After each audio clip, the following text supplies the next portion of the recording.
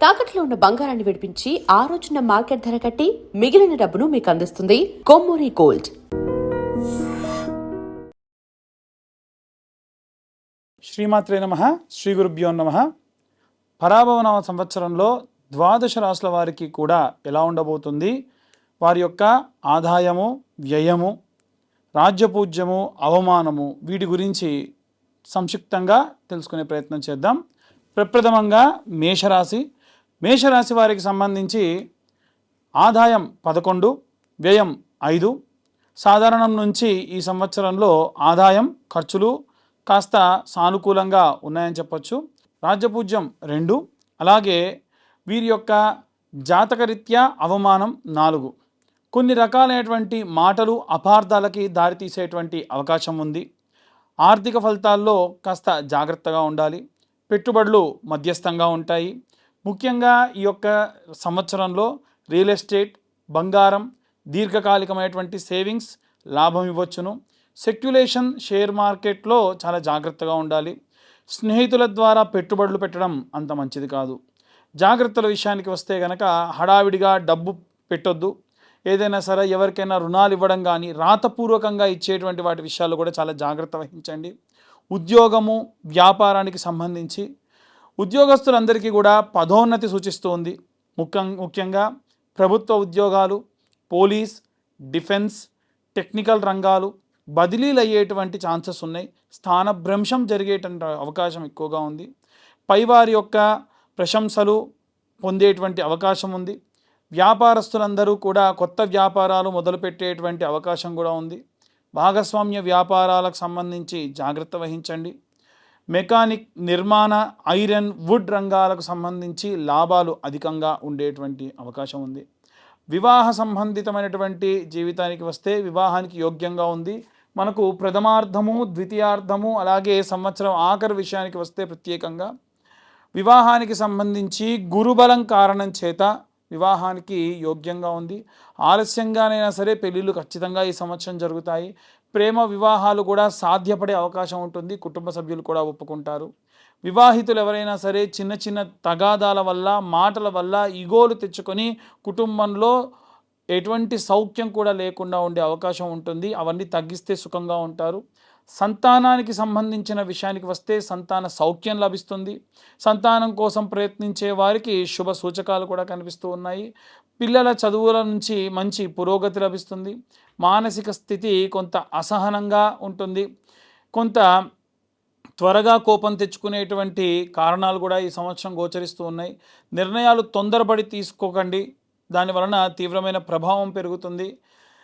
ధ్యానం చేయడం చాలా మంచిది. ఆరోగ్యపరంగా చూసుకుంటే గనక చాలా జాగ్రత్తగా ఉండండి. మానసికమైనటువంటి ఆందోళన ఎక్కువ అవుతుంది. రక్తపోటు, తలనొప్పి, మైగ్రేన్, కంటి సంబంధితమైనటువంటి అలసట పెరగడం, ఆమ్లోత్పత్తి, అసిడిటికల్ ప్రాబ్లమ్స్ వచ్చే అవకాశం ఎక్కువగా ఉంది. చాలా జాగ్రత్తగా ఉండండి. ఆహారానికి సంబంధించిన జాగ్రత్తల విషయానికి వస్తే కారం ఎక్కువగా తినకూడదు, మసాలాలు తినకూడదు. రాత్రి నిద్ర సరిపడకుండా ఉంటుంది. చాలా జాగ్రత్తగా ఉండండి. ఎరుపు వర్ణంలో ఉండేటువంటి మాంసం స్వీకరించేవారు అసలు ఈ సంవత్సరం మాంసం స్వీకరించకుండా ఉంటే మంచిది. ఇల్లు, వాహనాలకు సంబంధించిన విషయానికి వస్తే ఇల్లు కొనుగోలు చేసేటువంటి యోగం ఈ సంవత్సరం అధికంగా ఉంది. వాహనాలు మార్చే అవకాశం ఉంది. స్థిరాస్తులు కొనుగోలు చేసుకునేటువంటి అవకాశం ఉంది. విదేశానికి సంబంధించిన విషయానికి వస్తే విదేశాల్లోకి అవకాశాలు ఎక్కువ. చదువు కోసం వెళ్ళేటువంటి వారు కానీ, లేదా ఏదైనా సరే ఆన్సైట్ ఉద్యోగం కోసం కానీ, పూర్తిగా వేరే కంట్రీకి షిఫ్ట్ అవ్వాలనుకునే వాళ్ళు కానీ, బిజినెస్ ట్రావెల్ చేసేటువంటి వాళ్ళందరికీ కూడా మధ్యస్థంగా అనుకూలంగా ఉంటుంది. అంటే వీరు ఎంత ఎఫర్ట్ పెడితే దాంట్లో సగభాగం వరకు వీరికి రిజల్ట్ ఉంటుంది. మేషరాశి వారికి సంబంధించి శాంతి పరిహారాల విషయానికి వస్తే మంగళవారం నాడు వీలైనంత వరకు కూడా కోపంతో మాట్లాడడం తగ్గిస్తే మంచిది. మేషరాశి వారికి సంబంధించి కుజుడు రాశాధిపతి కనుక తప్పక చేయవలసినటువంటి పనులేమిటి అనంటే సుబ్రహ్మణ్యేశ్వర స్వామి ఆరాధన, ఆంజనేయ స్వామి దర్శనము, అలాగే నవరత్న మాల, లేదా హనుమాన్ చాలీసా ధరించడము విశేషమైనటువంటి సత్ఫలితాలను ఇస్తుంది. ఆంజనేయాయ నమః, ఓం నమో ఆంజనేయాయ నమః, ఓం కుజాయ నమః అనేటువంటి మంత్రాలు చదవడం మంచిది. కుజ శాంతి హోమం చేయించుకోవడం మంచిది. సుబ్రహ్మణ్యేశ్వర స్వామికి అభిషేకము ప్రదక్షిణాలు చేసుకోవడం మంచిది. దానం చేసేటువంటి విషయానికి వస్తే ఎరుపు వస్త్రంతో దానం చేయడము, అలాగే మసూర్ దాల్ అంటారు కదా ఎర్రపప్పు, అలాంటి ఎర్రపప్పుని దానం చేయడము, అలాగే మంగళవారం నాడు ఎవరైనా సరే బాలింతలకు గనక ఏదైనా సరే పాల పదార్థాలు దానం చేయడం కూడా మంచి విశేషమైన శక్తినిస్తుంది. మంగళవారం నాడు గొడవలు పడడము, మంగళవారం నాడు అమావాస్య రోజు కలిసిన రోజున ఏదైనా సరే మాటలు జాగ్రత్తగా ఉండాలి. ఆ రోజున మీరు చేసేటువంటి గొడవ తారాస్థాయికి చేరే అవకాశం ఉంది.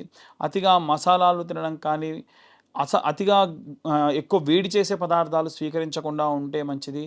ఎరుపు వర్ణము, ఇటుక రంగులో ఉండేటువంటి వర్ణము, కుంకుమ వర్ణంలో ఉండేటువంటి వర్ణాలన్నీ కూడా మంచిది. ఎర్ర పగడం రత్నం ధరించడం మంచిది. జ్యోతిష్యులను కనుక్కొని మీకు జాతకంలో అనుకూలంగా ఉంటే ఎర్రటి పగడాన్ని ధరించండి. ఈ సంవత్సరం మేషరాశి వారికి సంబంధించి శ్రమకు తగినటువంటి ప్రతిఫలం లభిస్తుంది. తొందరపడి నిర్ణయాలు తీసుకుంటే మటుకు సమస్యలు ఎక్కువగా పెరిగే అవకాశం ఉంది. ఆధ్యాత్మికత పెంచుకుంటే పెద్ద లాభం చేకూరుతోంది.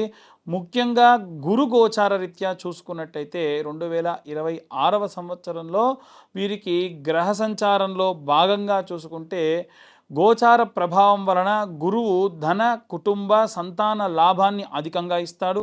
శని గోచార రీత్యా చూసుకుంటే కర్మ, ఉద్యోగ, పరీక్షలు ఎక్కువగా పెట్టే అవకాశం ఉంది. రాహుగ్రహానికి సంబంధించి మానసిక ఒత్తిడి, ప్రయాణాలు పెరిగే అవకాశం ఎక్కువ. కేతుగ్రహానికి సంబంధించిన విషయానికి వస్తే ఆధ్యాత్మికత పెరుగుతుంది. కుజగ్రహానికి సంబంధించి వేగము, కోపము పెరుగుతాయి. అలాగే విజయం కూడా సాధించవచ్చు. ఈ యొక్క రాశి వారికి సంబంధించి ఈ సంవత్సరం ప్రత్యేకమైనటువంటి సలహాల విషయానికి వస్తే ఆరోగ్యవంతమైనటువంటి కుటుంబ వాతావరణం నెలకొంటూ ఉంటుంది. దూర ప్రాంతాలకు ప్రయాణం చేసినప్పుడు జాగ్రత్త వహిస్తే మంచిది. ముఖ్యంగా మేషరాశి వారికి విషయానికి వస్తే ప్రథమార్థము, ప్రథమార్థంలో కూడా ఇక్కడ మొత్తం అంతా కూడా 3 చార్ట్స్ వేయడం ఎందుకు జరిగిందనంటే గ్రహ సంచారాల్లో భాగంగా ప్రథమార్థంలో సగభాగము, ద్వితీయార్థంలో సగభాగము వీరికి అనుకూలమైనటువంటి పరిస్థితులు ఎక్కువగా గోచరిస్తూ ఉన్న కారణం చేత విశేషంగా మేషరాశి వారికి ఈ సంవత్సరంలో ఆదాయ వ్యయాలతో సంబంధం లేకుండా వీరికి ఉత్తమమైనటువంటి సానుకూలమైనటువంటి వాతావరణం ఎక్కువగా గోచరిస్తూ ఉంది. వీలైనంత వరకు కూడా వివాహం కానటువంటి వారు ఎవరైతే ఉంటారో వారికి పాశుపత హోమాలు ఉంటాయి, కన్యావర పాశుపత హోమాలు ఉంటాయి. సంతానం కానటువంటి వారికి సంతాన పాశుపతము, అలాగే సంతాన పాశుపతంతో కూడినటువంటి ఈ యొక్క సంతానానికి సంబంధించి చేసేటువంటి హోమాలు, యాగాలు, పుత్రకామేష్టి యాగం లాంటివి ఉంటాయి. వాటిలో పాల్గొనడం వల్ల శీఘ్రమేవ వివాహం కూడా కలుగుతుంది. వీలైనంత వరకు కూడా ఈ సంవత్సరంలో ఈ రాశి వారికి సంబంధించి ఆధ్యాత్మిక చింతన, ధ్యానము విపరీతమైనటువంటి శక్తిని కూడా ఇస్తుంది. ఉగాది అంటే యుగమునకు ఆది. పూర్వము సోమకుడు అనేటువంటి రాక్షసుడు వేదాలన్నింటినీ తస్కరించి సముద్ర గర్భానికి వెళ్తే మత్స్యావతార రూపంలో స్వామివారు ఆ యొక్క సోమకుడిని సంహరించి ఆ వేదాలన్నింటినీ కూడా తీసుకెళ్ళి బ్రహ్మదేవుడికి అప్పగించి ఈ యొక్క సృష్టిని సృజించినటువంటి రోజే ఈరోజు. కాబట్టే యుగమునకు ఆది ఉగాది అంటారు. అంటే మనందరం కూడా పుట్టింది, మన మూలాలు పుట్టింది ఈరోజే. కాబట్టి మన అందరి పుట్టినరోజు ఈరోజు. ఈ రోజున మనము తలకు నూనె పెట్టుకోవడము, నలుగు పెట్టుకోవడము, అభ్యంగన స్నానం చేయడము, కొత్త వస్త్రాలు ధరించడము, ఆ వస్త్రాలకు కాస్తంత పసుపు పెట్టుకొని దేవతల దగ్గర షడ్రుచులతో కూడినటువంటి పచ్చడిని నైవేద్యంగా పెట్టి మన సంకల్పాన్ని చెప్పి, మన రిజల్యూషన్ అంటారు కదా, అందరూ న్యూ ఇయర్ రిజల్యూషన్ ఏంటి, ఏం తీసుకుంటున్నారు, అసలు న్యూ ఇయర్ కానే కాదు. ఎందుకు అంటే అక్కడ ఏమీ మారదు. మనకు ఉగాది రోజునే అన్నీ మారుతాయి. ప్రకృతి మారుతుంది, ప్రకృతిలో వాసనలు మారుతాయి, ప్రకృతిలో పక్షుల యొక్క కిలకిల రావాలు మారుతాయి, వాతావరణంలో మార్పులు ఉంటాయి. కాబట్టి ఉగాది మన యొక్క అసలైనటువంటి న్యూ ఇయర్. కాబట్టి ఆ రోజున అందరూ కూడా నూతన సంవత్సర శుభాకాంక్షలు చెప్పుకోండి. ఇదంతా అయిన తర్వాతకి రాజదర్శనం చేయాలి. రాజు అంటే దేవుడే రాజు యొక్క రూపంలో ఉంటాడు అంటారు. ఇప్పుడు మనకు రాజులు దేవత రూపంలో లేరు కాబట్టి విశేషంగా శివకేశవుల యొక్క దర్శనం, అంటే దేవాలయానికి వెళ్ళి శివుడిని విష్ణువుని దర్శించుకోవడం మంచిది. అలాగే ఈ యొక్క ఉగాది రోజున పంచాంగ శ్రవణాన్ని వినండి. ఇప్పుడు మనకు చెప్తున్నటువంటి ఈ పంచాంగ శ్రవణం అంతా కూడా మీరు మీ రాశికి సంబంధించి ఎలా ఉంది, ఈ సంవత్సరంలో ఏ టైం నుంచి ఏ టైం వరకు ఎలా ఉంది అనేటువంటి విషయాలు కూడా సంక్షిప్తంగా చెప్పేటువంటి ప్రయత్నం చేశాము. కాబట్టి ఎవరైనా జాతకాలు చెప్పించుకోవాలన్నా ఈ రోజున చెప్పించుకోవచ్చు.